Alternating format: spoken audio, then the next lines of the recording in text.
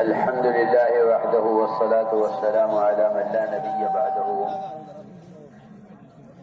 اللهم صل على سيدنا مولانا محمد وعلى آل سيدنا مولانا محمد كما صليت على إبراهيم وعلى آل إبراهيم إنك حميد مجيد. أما بعد فأعوذ بالله من الشيطان الرجيم. بسم الله الرحمن الرحيم. لقد كان لكم في رسول الله أسوة حسنة. میرے عزیز طلبہ، حضور اکرم صلی اللہ علیہ وسلم جو دین ہدایت لے کر آئے ہیں، آپ صلی اللہ علیہ وسلم نے اپنے طریقہ دین میں دنیا کو کوئی شعبہ، حکومت سے لے کر تجارت تک اور طب سے لے کر زراعت تک، کسی بھی لائن کا کوئی بھی عمل اور کسی لائن کی کوئی ضرورت ایسی نہیں چھوڑی جس کا آپ علم اور طریقہ لے کر نہ آئے ہوں. حضور اکرم صلی اللہ علیہ وسلم نے امت کو دو حصوں پر یوں تقسیم نہیں کیا کہ کچھ دیندار ہو جائیں جو دین کو سنبھال لیں، کچھ دنیا دار ہو جائیں جو دنیا کے شعبوں کو سنبھال لیں، بلکہ دنیا کے 100% شعبے، چاہے وہ شعبہ تجارت کا ہو یا زراعت کا ہو یا وہ طب کا ہو یا وہ مختلف چیزوں میں ریسرچ کرنے اور تحقیقات کے کرنے کا ہو، حضور اکرم صلی اللہ علیہ وسلم ہر لائن کا مکمل علم، ہر لائن میں چلنے کا مکمل طریقہ اس امت کو دے کر گئے ہیں. یہ تو جہالت ہماری ہے کہ ہم اپنی زندگی کے بارے میں فیصلہ کرتے ہیں کہ اگر علم دین حاصل کرنا ہے تو ایسا بن کر رہنا ہوگا، اور اگر دنیا پڑھنی ہے تو ایسا بن کر رہنا ہوگا. حضور اکرم صلی اللہ علیہ وسلم اپنی امت کو بہروپیہ بنا کر نہیں گئے، بلکہ سب کے لیے ایک طریقہ، سب کے لیے آپ کی ایک سنت، اور سب کے لیے حضور اکرم صلی اللہ علیہ وسلم ایک راہ ہدایت متعین کر کے گئے ہیں. دنیا کے فنون کے حاصل کرنے کا مطلب یہ نہیں کہ اللہ کے رسول کے دشمنوں کی طرح بن کر رہو. دنیا کے فنون کے حاصل کرنے کا مقصد یہ ہے کہ دنیا کے تمام شعبوں میں محمد صلی اللہ علیہ وسلم کے طریقوں پر چل کر دکھلاؤ. اس لیے میں عرض کرتا ہوں کہ طب اور ڈاکٹری یہ شریعت کا ایک اتنا بنیادی شعبہ ہے کہ اگر امت علاج و طب میں شریعت کے احکام اور شریعت کے طریقوں سے ہٹ گئی تو امراض بڑھیں گے، ختم نہیں ہوں گے.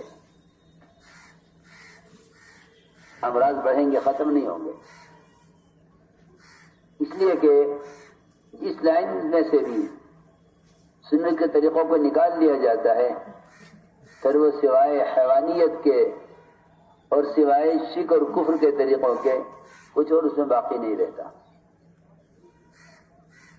ہم کہیں بھی ہوں محمد صلی اللہ علیہ وسلم کے امتی ہیں، ہم کہیں بھی ہیں محمد صلی اللہ علیہ وسلم کے امتی ہیں. ہر شعبے میں امتی بن کر دکھلانا باعتبار عبادت کے، باعتبار ضروریات کے، باعتبار دعوت اللہ کے، ان 3 لائنوں سے اپنے آپ کو سنت کا پابند بنا کر زندگی کے ہر شعبے میں رہنا، یہ اس شعبے میں دین کے لانے کا اصل ذریعہ ہے۔ اگر ان شعبوں میں چلنے والے اتباع سنت پر نہیں ہیں تو پھر ان شعبوں کا دین سے کوئی تعلق نہیں ہے۔ ہر شعبے میں مسلمان اتباع سنت کے ساتھ اگر چلتا ہے تو اس شعبے میں یہ دین کے لانے کا ذریعہ ہے۔ اس لیے ہر امتی کے ذمہ ہے کہ وہ جس شعبے کے اندر بھی ہے اس شعبے میں یہ تحقیق کرے کہ اس میں محمد صلی اللہ علیہ وسلم کا طریقہ کیا ہے اور اللہ کا حکم کیا ہے۔ اگر دنیا کے شعبوں سے دین کو نکال لیا جائے تو یہ نیری حیوانیت اور سوائے کفر و الحاد کے کچھ باقی نہیں رہتا۔ اس لیے ان تمام شعبوں میں چلنے والوں کو چاہیے سب سے پہلے اپنی نیت درست کریں۔ اسے حدیث فرمایا انما الاعمال بالنیات، انما الاعمال بالنیات، کہ تمام دینی دنیاوی اعمال کا مدار نیت پر ہے۔ تمام دینی دنیاوی اعمال کا مدار نیت پر ہے۔ تمام دینی دنیاوی اعمال کا مدار نیت پر ہے۔ اگر نیت ایک شہد کی مکھی کی انسانوں کو نفع پہنچانے کی ہے اور انسانوں کے شفا کی ہے تو اللہ رب العزت ایک انتہائی کمزور، انتہائی حقیر، انتہائی چھوٹی مخلوق سے امت کی شفا کا سامان تیار کراتے ہیں، اور اتنا ہی نہیں بلکہ اللہ تعالیٰ اس کو الہام کرتے ہیں۔ اللہ نے تو قرآن میں وحی کا لفظ استعمال کیا ہے اس مکھی کے لیے جو لوگوں کے لیے شفا کا ذریعہ بنے۔ اللہ نے اس کے لیے وحی کا لفظ استعمال کیا ہے، لیکن یہاں وحی کا مطلب انبیاء والی وحی نہیں ہے۔ انبیاء علیہ السلام انسانوں کی آخرت اور دین کے بننے کا سامان لے کر آتے ہیں، اللہ تعالیٰ انہیں اپنے احکام کی وحی کرتے ہیں۔ ایک شہد کی مکھی وہ انسانوں کی شفا اور ان کے لیے ایک نفع دینے والی چیز شہد تیار کرتی ہے، اللہ تعالیٰ اس کو بھی وحی فرماتے ہیں، مگر اس کو الہام کہتے ہیں کہ اسے کہاں کہاں سے رس چوسنا ہے، کن کن درختوں سے، کن کن پھلوں سے، کن کن جڑی بوٹیوں سے اسے رس چوس کر یہ شہد تیار کرنا ہے۔